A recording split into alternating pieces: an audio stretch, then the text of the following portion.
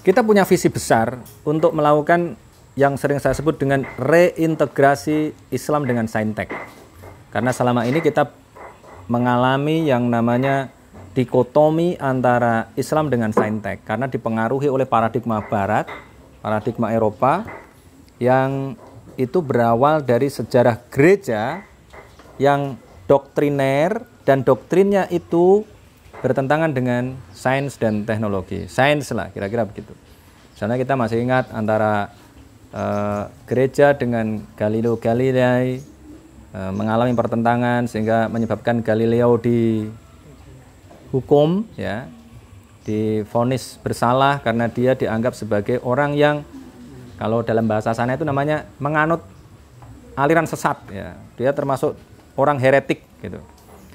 Nah, kalau di dalam Islam sudah dibuktikan bahwa kemajuan peradaban Islam itu terjadi ketika pemimpin-pemimpin politik Islam itu menyatukan antara tadi sains dengan Islam, Islam dengan sains. Contohnya di era siapa? Harun al-Rasyid, kemudian terutama Al-Ma'mun itu, ya. Itu kan karena apa? Karena ulamanya juga saintis, ya. Nah, kenapa begitu? Karena di dalam Islam itu ada dua hal menurut saya yang ini menjadi tugas berat kita. Jadi di dalam Islam itu ada yang namanya doktrin. Maka kalau bahasa Cak Nur itu ada doktrin dan peradaban. Dalam konteks ini saya setuju dengan Cak Nur, ya. Teologinya saya beberapa hal tidak setuju, tetapi dalam bahasa doktrin dan peradaban ini saya kira tepat. Jadi Islam itu memiliki doktrin. Ini yang menjadi tidak gampang. Kalau menjadi saintis, menjadi pakar teknologi, itu ya asal melakukan penelitian, pasti jadi gitu. Mengikuti rasa penasaran, bahasa instin itu membuntuti rasa penasaran. Tetapi kalau doktrin, kita harus menguasai agama ini berdasarkan sumber aslinya. Kalau dalam Islam itu sumber autentiknya adalah Al-Quran dan Sunnah Nabi Muhammad, Al-Quran dan hadis. Nah, harus kita hafalkan. Kalau enggak bisa, karena tadi itu doktrin. Dan antara satu ayat dengan ayat yang lain saling berhubungan. Antara ayat dengan hadis saling berhubungan. Hadis dengan ayat berhubungan. Kalau tidak kita hubungkan maka akan salah misalnya.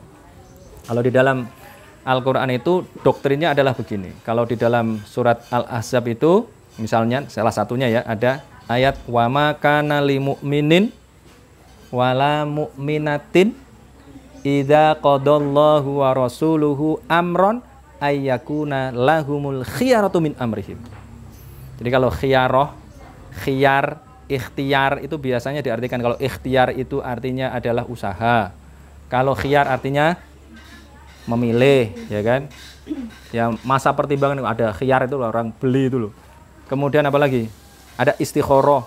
Tapi poinnya sebenarnya adalah memilih yang terbaik. Jadi kalau berdasarkan ayat itu tidak ada bagi seorang mukmin itu, kalau Allah sudah menentukan sesuatu, dia memilih yang lain yang dianggap yang lebih baik. Wa ma kana lil mu'minin wala mu'minatin idza qadallahu wa rasuluhu amron ayyakuna lahumul khiyaratu min amrihim. Enggak ada itu yang dianggap lebih baik, enggak ada pilihan lain. Harus itu doktrin namanya, gitu. Jadi kan harus tahu. Jadi murid-murid kita itu jangan sampai enggak tahu doktrin di dalam Islam. Caranya bagaimana? Harus paham Al-Qur'an. Bagaimana cara memahami? Mengerti artinya, menghafalkan, kemudian melakukan tadabbur, kemudian memahami Al-Qur'an ini secara komprehensif. Enggak ada pilihan lain, ya hanya itu pilihannya gitu. Untuk bisa memahami yang namanya doktrin. Lagi misalnya ini bukti konkret bahwa agama itu ada aspek doktrin dan itu sangat nyata, sangat kuat. Misalnya doa apa itu? Doa mau tidur itu, ya. Rasulullah pernah mengajarkan doa yang, kalau doa kalian kan doa yang konvensional ya kan? Bismika Allahumma ahya wa bismika amut. Nah itu yang doa itu Allahumma yang diakhiri dengan amantu bi kitabikal ladzi anzalta wa bi nabiyyikal ladzi arsalta. Nabi mengajarkan begitu. Tapi sahabat namanya siapa ya? Namanya Al-Barra kalau nggak salah itu namanya. Ketika diajarkan tadi itu, amantu bi kitabikal ladzi anzalta wa bi nabiyyikal ladzi arsalta, itu dia mengubah teksnya. Wa bi nabiyyikal ladzi arsalta diubah menjadi wa bi rasulikal ladzi arsalta. Rasulullah mengingatkan, bukan wa bi rasulikal ladzi arsalta, tapi wa bi nabiyyikal ladzi arsalta. Padahal kalau pakai logika, benar apa enggak? Sahabat itu. Wa bi rasulikal ladzi arsalta. Loh, begitu. Karena Rasul itu pasti nabi, gitu. Logikanya begitu. Diulang lagi, diingatkan lagi, bukan. Tapi wa bi nabiyyikal ladzi arsalta. Oh, gitu. Itu kalau langsung pakai hadis Nabi. Jadi ya ada pilihan itu, ternyata itu. Kemudian lagi ya, ini saya baca di hadis Abi Dawud kalau nggak salah. Ini udah lama saya baca. Kalau nggak salah itu Ali ya. Tapi nanti coba dicek kembali. Saya baca di mana dulu ini. Ali mengatakan begini. Kalau ini soal Mashul Khufain babnya, makanya ingat saya itu di Sunan Abi Dawud. Ali mengatakan begini, Imam Ali ya, mengatakan kalau agama ini adalah semata-mata rasio, maksudnya adalah menurut pandangan kita semata, gitu, maka Mashul Khufain itu mestinya yang dibasuh mananya, yang dilap itu mananya, bawahnya atau atasnya? Mestinya bawahnya kan? Tapi ternyata yang disuruh ngelap yang mana? Atasnya. Loh, yang kotor bawahnya kok yang dilap atasnya? Itu artinya apa? Itu doktrin. Ya kan? Ini hal-hal yang menurut rasio kita itu ya jadinya nggak cocok gitu. Tapi kita harus ikut karena itu adalah pilihan dari Allah, dari Rasulnya gitu. Tidak ada pilihan lain. Nah, kita memahami itu sebagai sesuatu yang menuntut kita untuk taat. Nah, rasionalitasnya dari mana? Sering saya katakan bahwa rasionalitas agama itu dari pernyataan-pernyataan Al-Quran yang bersifat verifikatif dan itu terbukti kebenarannya, maka semua yang dikatakan oleh Al-Quran dan hadis Nabi kita anggap sebagai sebuah kebenaran. Nah, gitu. Nah, ini namanya doktrin. Tapi tidak cukup hanya dengan itu masalahnya. Kalau cuma doktrin aja, yang lain kan sudah banyak gitu. Mengajarkan doktrin, mengajarkan sholat, rukuk, sujud itu sudah banyak sekali gitu. Mengajarkan rukuk dan sujud, sholat, haji, itu semua pesantren mengajarkan.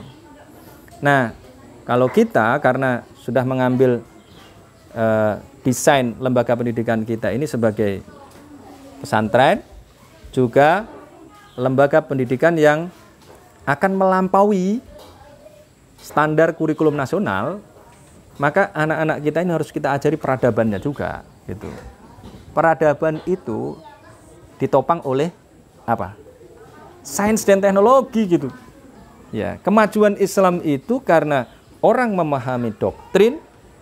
Nah, dari doktrin itu kemudian muncul inspirasi. Jangan salah ini.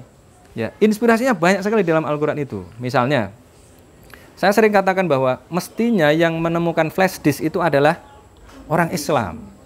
Kenapa? Di dalam Al-Quran ada konsep tentang Lauh Mahfuz, ya kan?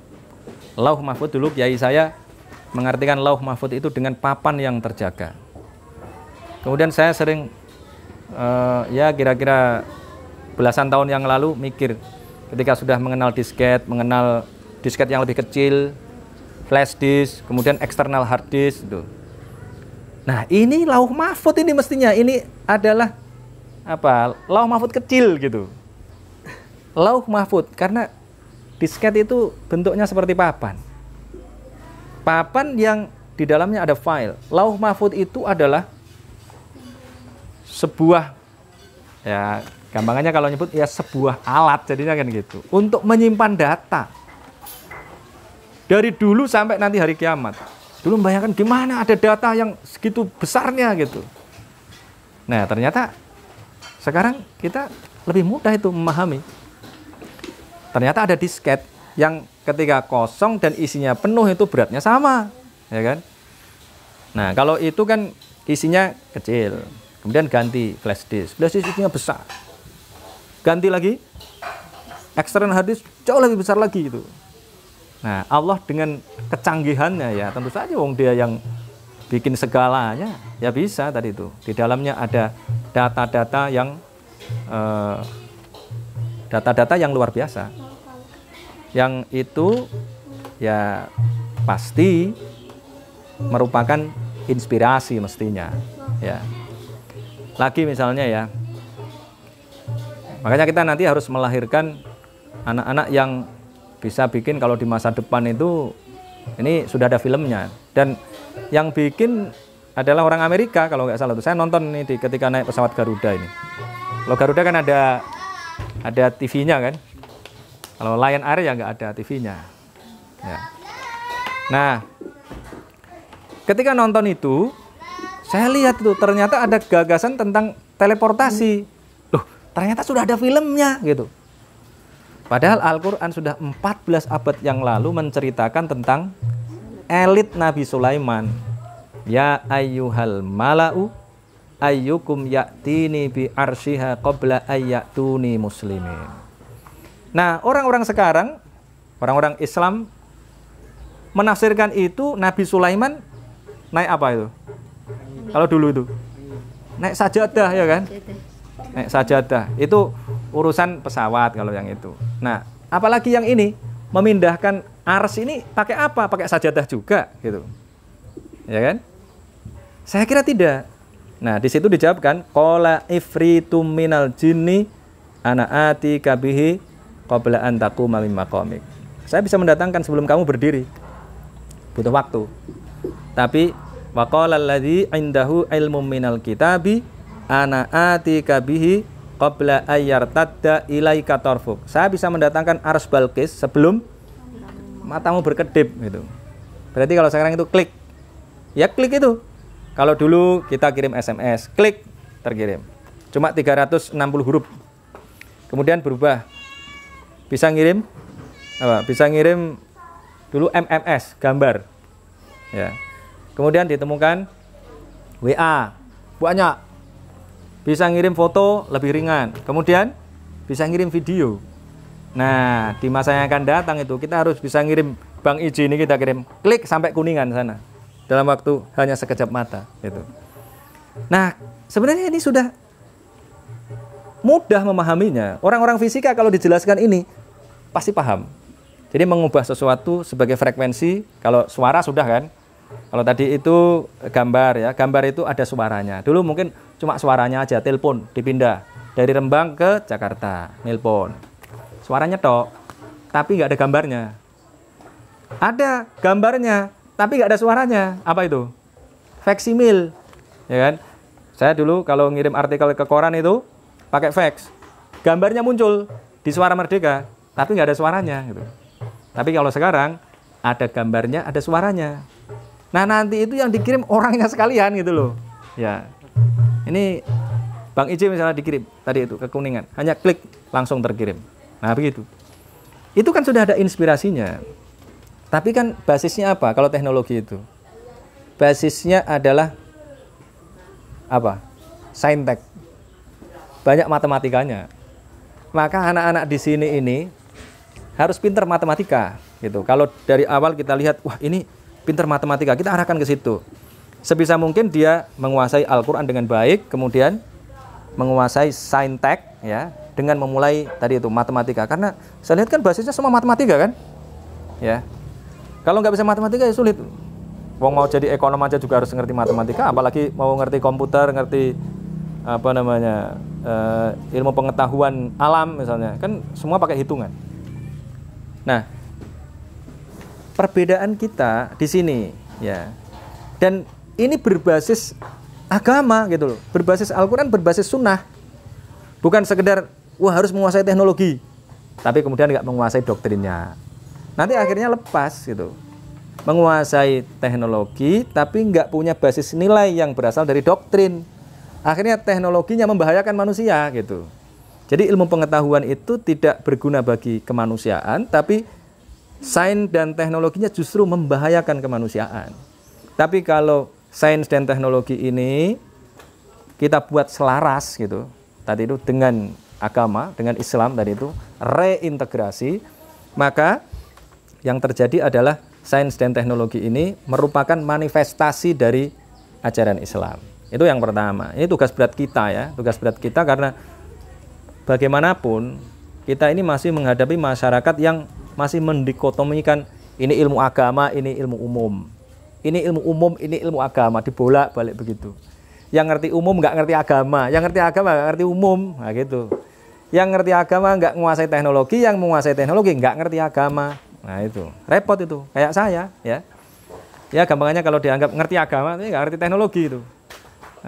Urusan apa misalnya urusan komputer, urusan itu harus mengandalkan Bang Vicky misalnya. Ini gimana ini? Urusan pindah data aja harus manggil orang itu. Kenapa? Karena nggak menguasai gitu. Nah, tentu saja untuk melakukan ini butuh biaya.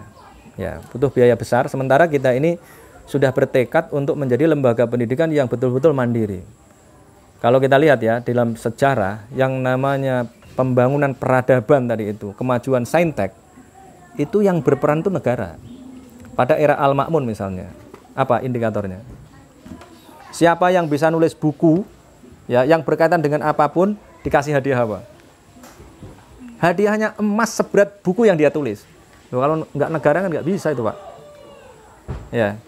Tapi kita ini ya sudahlah karena negara nggak mikir itu, kita pikirkan gitu. Bagaimana caranya? Ya caranya kita harus punya uang sendiri. Gimana caranya? Ya kita berusaha dan minta tolong pada Allah. Itu aja. Nggak ada cara lain gitu. Mengharap pada negara, ya masih lama itu. Negaranya ya kalau kita berkuasa gitu. Kalau kita belum berkuasa ya nggak bisa. Nah, karena itu kita harus bagi tugas. Ya. Beberapa saat yang lalu misalnya pada kesempatan yang lain saya mengatakan bahwa murid-murid kita ini harus kita bagi. Yang bisa jadi ulama, yang bisa jadi pengusaha, yang bisa jadi politisi siapa? 3 kualitas itu. Ilmul ulama, amwalul agniya, siyasatul muluk wal mala. Itu A semua 3 A itu, ya. Ilmul ulama, siyasatul amwalul agniya, siyasatul muluk wal mala. 3 itu ya pasti ada. Jangan sampai tidak itu, harus ada walaupun jumlahnya kecil. Nah, kalau terpaksa memang nggak bisa jadi ulama. Kalau nggak bisa jadi ulama itu jangan jadi politisi, ya. Kenapa bahaya? Karena nanti pikirannya itu hanya untuk memperkaya diri sendiri. Nah, ya sudah, jadi pengusaha aja. Pengusaha itu nanti ngurusi lembaga pendidikan. Jadi supporter aja, supporter. Kita support mereka mulai dari sekarang. Maka kita jangan anti pada anak-anak yang berasal dari keluarga yang prasejahtera, keluarga miskin. Jangan, harus kita terima dan kita latih. Ya, kita latih agar mereka menjadi orang-orang yang memiliki skill tinggi, kemudian menjadi ya supporter, menjadi donatur kita nanti, gitu. Kita desain dari sekarang. Anak orang miskin nggak apa-apa, gitu. Kita ubah cara bekerjanya. Nah, itu butuh dana besar ya. Proyek kita ini nanti butuh dana besar. Dan alhamdulillah saya melihat tanda-tandanya ada. Tanda-tanda kita ini sudah ada. Adanya apa? Ya kita sendiri, kita semua ini menyaksikan di sini dulu datang ke sini pertama kali. Hanya ada apa? Hanya ada 2 rumah ini kan. Alhamdulillah sekarang kita punya berapa rumah ini? 1, 2, 3, 4, 5, 6. Kemudian rumah kapsul ada berapa tuh? Kita punya rumah berapa? 7. 7. Rumah kapsulnya ada 10. Ini sedang didesain lagi. Loh, hanya dalam waktu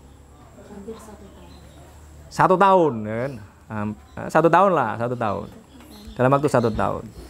Nah, kalau sudah jalan kan makin landai, perjalanannya makin mudah. Kita sudah tahu caranya, ya, insya Allah. Dan itu nggak ada kita memohon proposal kepada pemerintah, kepada orang yang mau ikut silahkan, gitu, ya.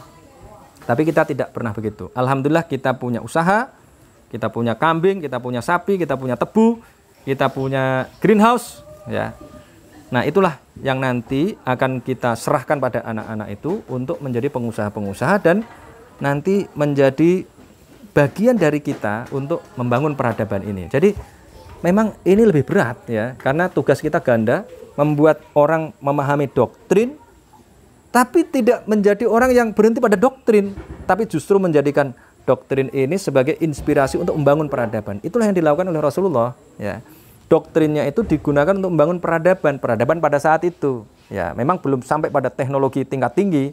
Nah, nanti itu kita akan sampai pada teknologi tingkat tinggi.